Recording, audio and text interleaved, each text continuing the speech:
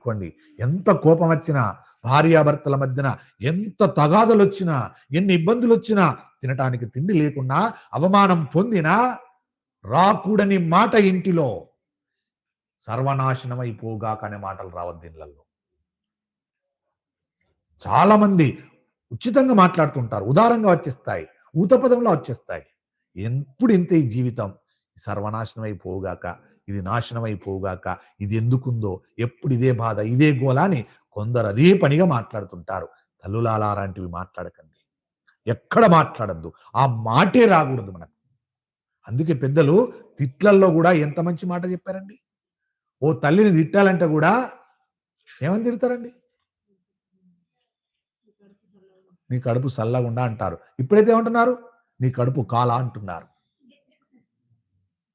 ఈ మాటలు రాకూడదు. ఇలాంటి మాటలు మానుకోవాలి దయచేసి. ఈ నాశనమైపోవుగాక అనే మాట ఎదుటోళ్ళని అంటున్నావేమో నువ్వు.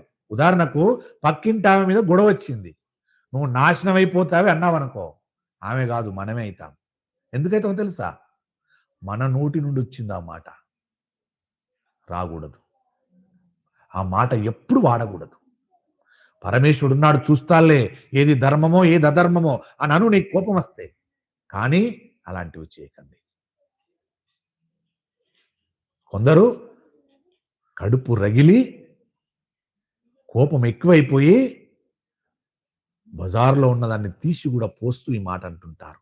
అది కూడా తప్పేనండి, అలా చేయొద్దండి. అందులో సగం అన్నవారికి వెళ్ళిపోతుంది, బాగా గుర్తుపెట్టుకోండి దయచేసి. పోసి మనం ఊరుకుంటాం, వాస్తవానికి బాధ ఉంది కావచ్చు, ఎదుటివారు నీకు అన్యాయం చేసిది కావచ్చు, భరించలేక నువ్వు చేస్తున్నావేమో, అలా చేయకు.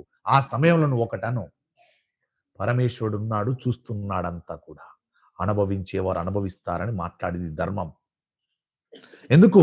ధర్మాధర్మం లెక్కగట్టేది పరమేశ్వరుడే, నీవు కాదు. కాబట్టి అలాంటి ధర్మాత్మురాల్ని నువ్వు చేసిన అధర్మములో నాకెందుకు